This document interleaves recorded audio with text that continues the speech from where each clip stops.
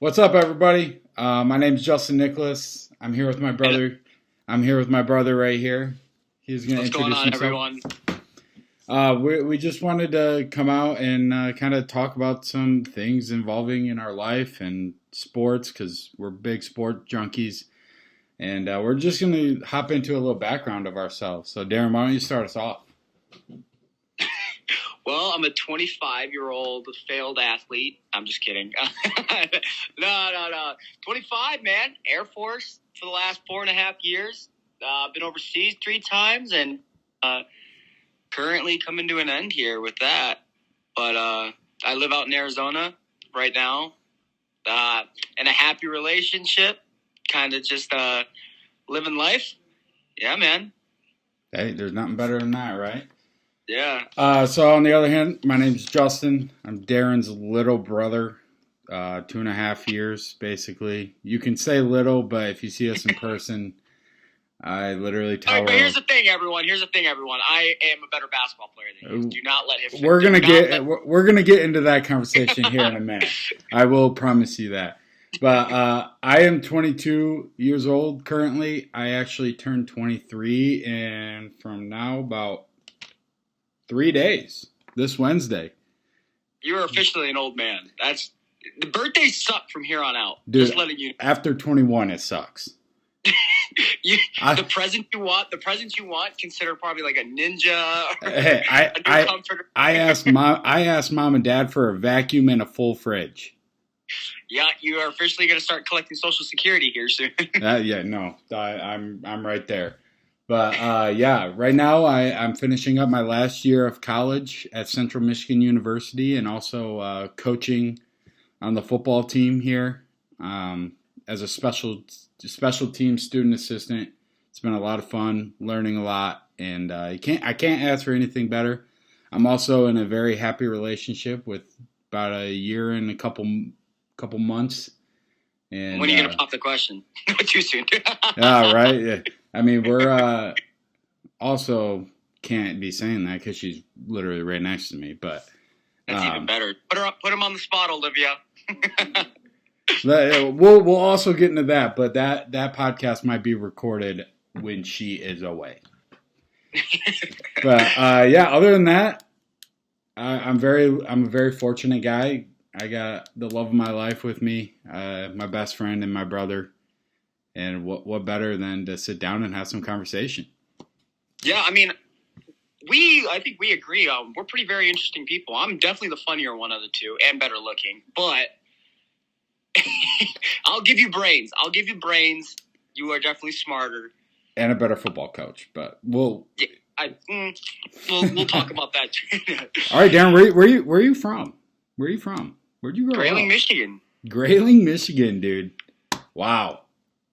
Yeah, pretty crazy. Small town, about 1,000 people that live in it. High school of 500 kids. Yeah. So no wonder why you could get on the court because there was not many to pick from. But okay, listen here. Let's talk about that, right? I'm not the tallest man in the world, but honestly, I would have to say, I'm a great shooter. I played my role very well. Not to relive the old glory days or anything, but we're reliving them. I can definitely see that. No, I mean, kind of just piggyback. I don't really miss high school sports. I just miss like the camaraderie. Really, to be honest with you, I would never go back. Would never do any of that. But I just miss friends and all that fun stuff. Yeah, I'm in the same boat. Luckily, I'm still around sports and I'm still around like some sort of camaraderie. But like at the end of the day, I'm not the one playing, so it's a different aspect, and I'm still kind of young. Not really, but right. But high school sports were a blast. Taught me a lot. Had some really good coaches, and can't complain with how we grew up. So, not to be like sentimental or anything like that, but like I think we were very lucky in the small town we were to have the coaches that we did. And Agreed. I mean, shout out, Brett Crable, Rich Moffitt, Tim Sanchez. I mean, those guys. in times we're probably our biggest critics, but also, taught us a lot about, ourselves. Exactly. I mean, being in Grayling, Michigan, you're kind of sheltered away from the rest of the world. It's kind of the same people you see every single day. Mm-hmm. Like, I know you went to Western your first year of college. It's an eye opener. Same with Central. Like, it's a melting pot of everybody from all over. Right. California, Arizona, Florida. They all, like, it's not just anybody that was born and raised in Northern Michigan. So yeah, I mean, they helped a lot with how to handle some different tasks and get thrown into the fire. I agree, 100%. We're talking about sports, and it's college football season right now. Oh, dude. Yeah. I'm in it. I'm in it. You want to get into that? Yeah. I have some hot takes. I would love to hear your hot takes. Okay, so here's my thing. Let's talk about these Heisman contenders. I was listening on my way to the airport the other day. I was listening to this ESPN radio that was talking about their Heisman list. I mean, they were just so gung-ho on C.J. Stroud. And yes, heads up, everyone. I'm a huge Michigan fan, and I hate Ohio State. I won't sugarcoat it. But, they talked about C.J. Stroud, and I'll get into that. They talked about Hendon Hooker. They talked about Blake Corum. And then they talked about Bryce Young, right? So is the question, is it just those three right now? Or four? Is it just those four? That was literally all they talked about. And these guys are paid professionals to talk about this. And honestly, you can't argue. I mean, as of right now, if the season ended, if you really want my take, Hendon Hooker deserves it. I mean, what they did in Knoxville a week ago was just, that was probably one of the best games all year, if not the best. I'm right there with you. We were on our way back from Akron, Ohio Central. We just played Akron, and we get on the bus, and we were watching the Michigan State Wisconsin game going to double overtime. We were watching the Tennessee Alabama game. We watched Oklahoma State and TCU going to 3 overtime, something like that. I mean, that's a day of college football. Like, that is what people like us just thrive off of. Oh yeah. But you look at it, you kind of hit on my top three, just in those four. I have Blake Corum right now at number one. Everybody also a big Michigan fan. It's okay, but let's tell people why, just so they're not like, hey, you're a Michigan fan, so you're gonna go Blake Corum. Right. Okay, but here's the thing though, Blake Corum is the catalyst of this team. Okay, JJ McCarthy, right, comes in, wins the starting job, right? Don't get me started right now about that. We're holding him back currently on the offense. I mean, he really is just a check down quarterback right now. But wait, well, hold on. That's all we need him to do. I agree. He's doing what he's told. But I do not think they are holding him back. There's no such thing. Matt Weiss. I love Matt Weiss's game plan. I love how he kind of just piggybacked off of Josh Gaddis' offense. I like that, and then he just kind of molded it to his own self, like to what he likes. However, granted, okay, if Matt Weiss wants to go off of, the first couple games, JJ missed some big throws down the field, right? Like overthrew some guys. But I mean, come next week, and then obviously last game of the regular season. All these Spartans this is the biggest game of their year next week. Super Bowl. They're going to play the best game of their lives, and we're going to have to hear all about Michigan State this, Michigan State that, if they come out on top. I get that. Their season's over, and they have nothing to lose. I mean, they're going to play the best game of their life, and honestly, it's going to be one of those games where it's going to be fourth quarter, late in the fourth, and we're going to have to ask JJ, Blake, Cornelius, and Ronnie to, make a big play. But here's my take. So last year, MSU, good team. We'll say it. Kenneth Walker, threw them on their back. They had a decent offensive line. They were able to get away with running the ball. Yeah. And, hey, kudos to Michigan State last year. They won the game. Michigan choked. No excuses. Yeah. No excuses, period. I think Michigan lost that game. Michigan State didn't win that game. You're not wrong. Michigan definitely handed them a W. Yeah. But on the other side, my biggest question this year is, as much as I love watching Michigan football just completely dismantle the 5th-ranked run defense in the country, are they built to compete in the playoff against Alabama, Tennessee, Georgia, Clemson, I TCU? think so. Honestly, I think if you just look away from the offense, I think our offense was our strong point going into, and the biggest question mark was obviously our defense. We lose Ojabo, we lose Hutchinson, we lose Dax, Josh Ross. We lose a lot of experience and a lot of like playmakers. Obviously, the Heisman runner-up we lose. Mike Morris steps in. Don't get me started. I don't know how to say the 5-star Yabi Oki. Oki. I wasn't gonna butcher his name or anything like that, but he's been playing great. Was it the Glasgow? Not the Glasgow brother, but the oh man. Anyways, Junior Colson's playing great. Mike Sanders still. Oh my gosh. Coming from the offense. Yeah. And then you got DJ Turner, who, 2 weeks ago really struggled in man coverage, but that's something he's going to have to, he'll figure it out. He's quick. He plays the ball really well. But, okay, not to get distracted, but Blake Corum, right? What is the Heisman? The Heisman's the most valuable player to their team, right? And every year it's kind of just based off of success, right? Who's got the most success? Obviously Bryce wins it last year. And then you had Aiden. All those guys that finished top were playoff teams. So, in order for Blake to have a shot, which he deserves, if he's going to have a big game against Michigan State, no doubt. And then he's going to have to pull a Hassan Haskins and against Ohio State last year.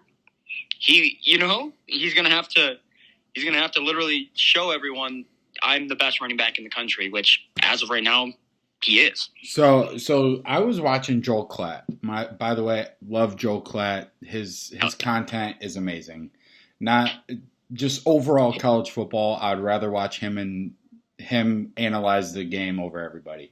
But he touched on what Michigan and Jim Harbaugh has done to that defense, which really has stuck with me and kind of like made me sit back and think about it a little bit more. He said that in 2018 and 19, Michigan had fantastic teams, great teams. And you can't take that away from them. But you get to that last game of the year, you go to Ohio State, you come to Ann Arbor, they're putting 60 pieces up. Yeah. And so with that COVID year and like losing after 2019 with the COVID year, that whole offseason basically – he changed his defensive schemes beautifully. I loved bringing Mike McDonald in. I love this Jesse Minter hire so far. Yep. And what he has done, you didn't say one name on the defense that I have been in awe of all year long, and that is Michael Barrett. Yeah. Michael Barrett, who has played that Viper position. He's been here forever, it seems like. He took Josh Ross's spot. Junior bumped into Josh Ross's spot, and then Michael Barrett comes up. He was hurt for a little bit. Michael Barrett for a little bit. But he comes in from like this Viper safety style defender, comes down, and now he's playing in the box. And you think about it, those two linebackers, 6'2", 6'3", 220, they can fly around. They're great in coverage. Yeah. And you have a run stopper and Mozzie Smith up front, who's a freak. I think that's who we forgot. Probably the most valuable player on the defense. Yeah, you're not wrong. The dude's going to be a first-round draft pick next year. First or second, at least. Yeah. Oh, no doubt about it. If you're NFL GM, that's what you look for. But, just Michael Barrett, the way he's been playing has been, wow. I just sit back and I'm in awe of the transition he made, putting on that weight that he needs to play in the box against Big Ten offensive linemen, and the way that they can cover. The linebackers are basically safeties, but will hit harder than anybody. That is what you needed to scheme up against an Ohio State juggernaut offense. Where Right. last year, everybody's in awe of Marvin Harrison, Jackson Smith, Njigba, TJ Julian, Henderson. CJ Henderson. I mean, whatever. Shows how much I really hope care. everyone listening knows that like we are diehard Michigan fans, and we're gonna keep talking about Michigan because Justin, you were at the Big Ten championship game last year. Thanks to you. I was there when Mike Hart broke the rushing record against Eastern Michigan back in the day. We were there when we first broke the attendance record. And yeah, I'm going to say we because you know what? I have funded that university. We have put money in there. We are boosters. We deserve season tickets. But also, what I love is that Michigan football kind of dictates both of our Saturday moods. 100%. And talk about Saturday and Sunday moods. What about Sunday? How about them Cowboys today? I mean, I'm a diehard Cowboys fan. Everyone I know, I'll hear it in the comments. I get it. Growing up in Michigan, yeah. All you Lions fans, honestly, if you want my honest opinion, are really annoying. we might get into that in a little bit. But going back to how Michigan football kind of dictates both of our moods on Saturdays, it came to the fact that within the first month of me and my girlfriend being together, she knew right away. She picked up. She was like, hey, she would text her friends and be like, yeah, Justin's not in a good mood because Michigan lost. Right. I told Justine, we're going to this Halloween party next week, and I was like, yeah, Michigan plays Saturday night. And she goes, we're going to be having fun and all this other stuff. I was like, well, I'm going to be watching it. And I was like, I told her, win or lose, I'm probably going to drink myself to a state where.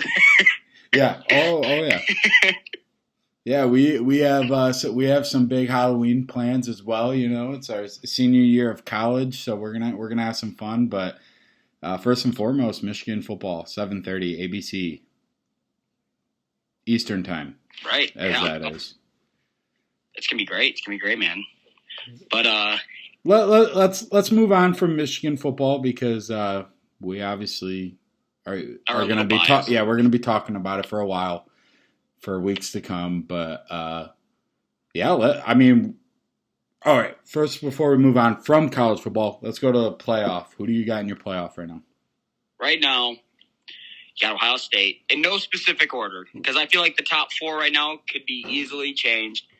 We'll go Ohio State, Tennessee, Georgia, and Michigan. I'm not buying in on the Clemson hype. I think Clemson's overrated. I think you saw it this last week against Syracuse. Like, Dabo had his run. Clemson should have lost, and they play in a weak conference. And you can't, those are my teams. Yeah, I'm right there with you. A team that is a dark horse is the TCU Horned Frogs. TCU. They are right there. They're playing well in the Big 12. They beat Oklahoma State in a couple overtimes.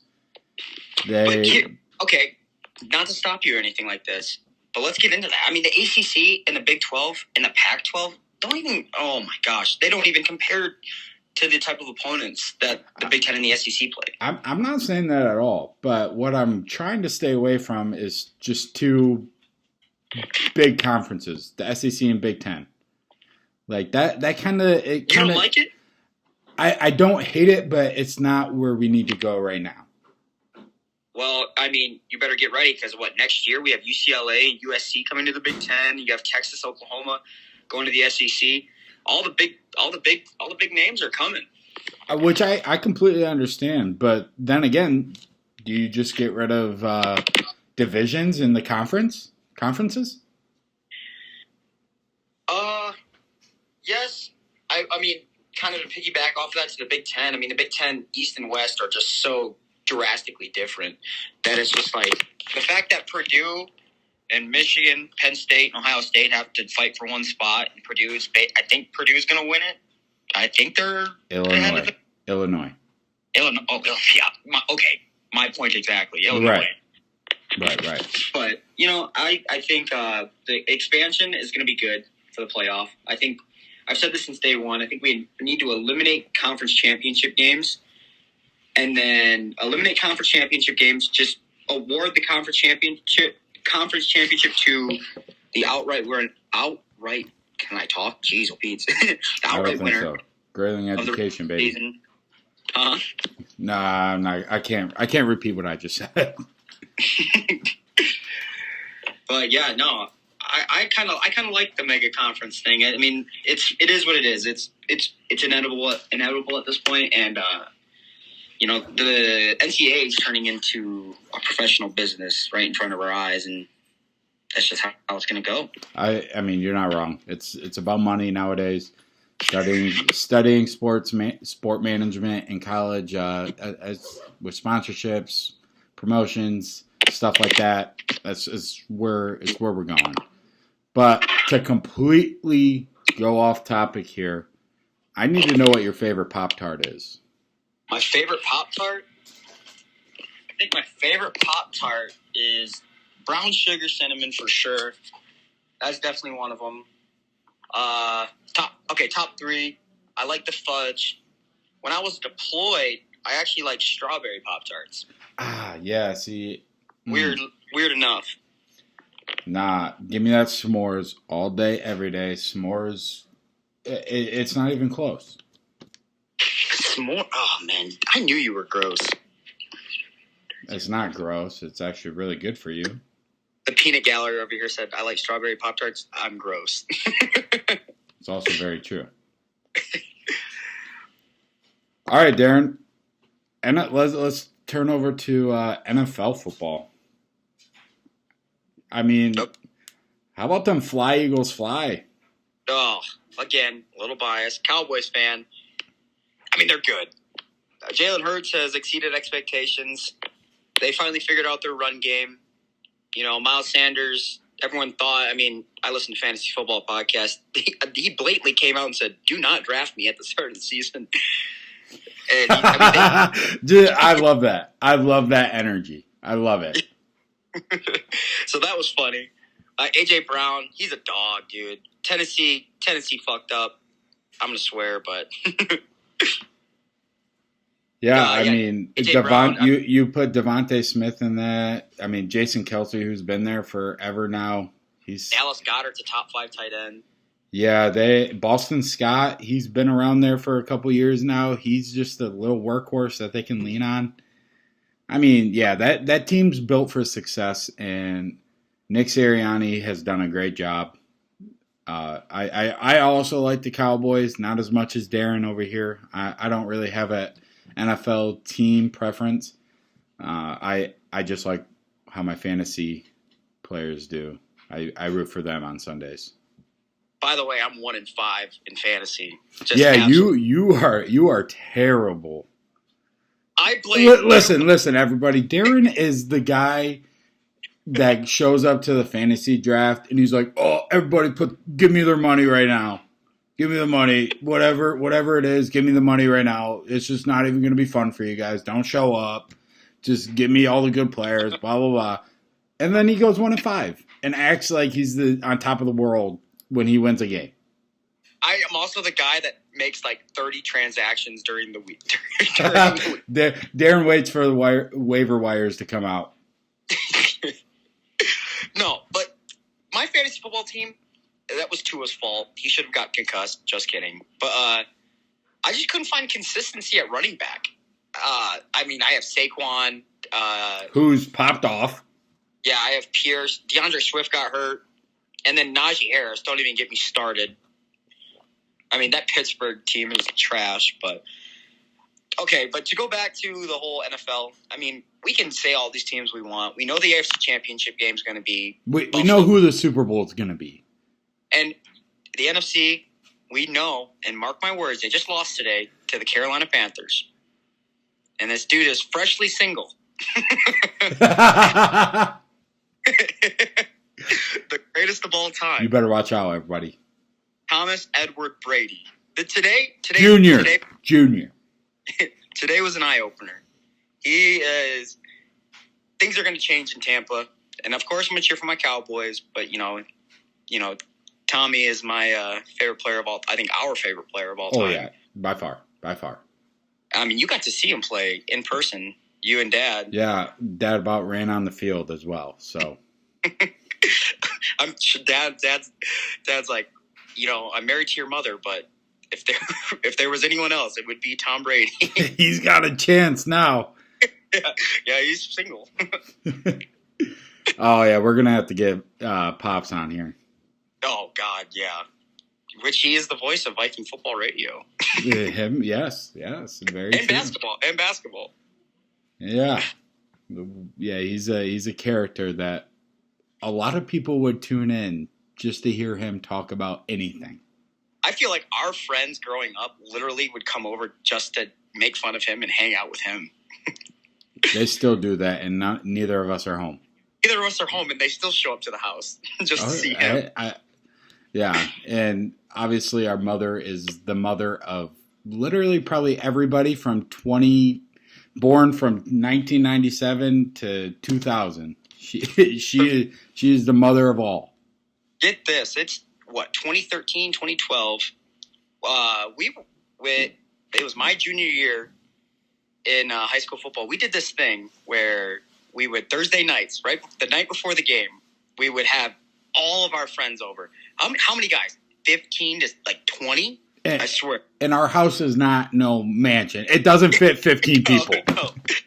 We would literally we would have dinner, and we would all just literally hang out and just I don't even know what we would do. I think we would all just kind of just bullshit around. Thursday nights were sponsored by Little Caesars Pizza. Yeah. They're not our sponsors yet, but after they hear our stories.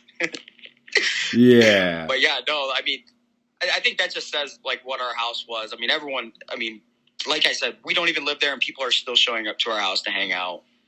I mean, going off the Thursday night, when you graduated in 2015, it was kind of like a weird transition because you were best friends with a junior at the time, and he still had his whole senior year, and I was moved up on varsity. So it was kind of like him and I kind of talked like, hey, are we still going to do this Thursday night thing? Is it going to be weird? And we continued that on from 2012 to 2018, 6 years. Didn't miss a Thursday, even during basketball and baseball season. We did it during basketball and baseball too, not just football. And summer. Yeah. But no, man, I miss everyone. It's good though to kind of just spread out from Michigan and Grayling. I mean, I love Grayling, but I've met some great people that I could never replace. I'm right there with you. I mean, coming here to Central Michigan after living at home for 20 and a half years, basically, was something that I never, you kind of doubt started to creep in because I was like, I need to get out of here at some point. And then came to Central, met some fantastic people, met my future wife, and we live together now. I wouldn't change a thing. I will go back to Grayling for one thing, baby. Last weekend in July. Oh God. Just kidding. He's got that marathon fever. I have. It's been 4 or 5 years now since I've last done it. Yeah. So for everybody that does not know, the Sable River Canoe Marathon is 120 miles nonstop canoe race with a partner. Starts at 9 p.m. Get in your boat and you paddle for about 15 hours straight. There is no break, no nothing. And you go all through the night, and you finish around 11 a.m. till 2 p.m. When you're me, below average paddler, and you finish at 2:30. Yeah, we can get in some stories about that because each canoe team has a feeding crew, and those feeding crews provide all the food, drinks, medicine, new paddles, flashlight, whatever the paddlers need as they go down the river. Mm-hmm. And I have had about 5 years of experience, not with just Darren, but with some other paddlers. And each marathon has a story I will be telling until I'm 85 years old. What's your favorite one? Just a quick brief over of one. Oh, wow. Some of the, I think it would be your second one. And we are in the water about waiting for you to come downstream and just give you some quick food. And I think it was getting pretty cold out at that time, so we're getting you a sweatshirt. And our beautiful Aunt Nicole is getting your clothes around, getting you a warm sweatshirt that we've been heating up in the car. Jeremiah, which is basically our other brother. There's 3 of us. Him and I are standing in the water, and we are facing towards the opposite side, watching paddlers go through. And we are just like, all right, Darren's going to be coming through in the next 3-4 boats. Granted, that could be anywhere from 5 minutes to 35 minutes. So we're getting ready. And Jeremiah's mother, our Aunt Nicole, was trying to bring us your sweatshirt that we were going to hand to you. And without blinking an eye, Jeremiah and I are talking. All we hear is, "Kaswoosh!"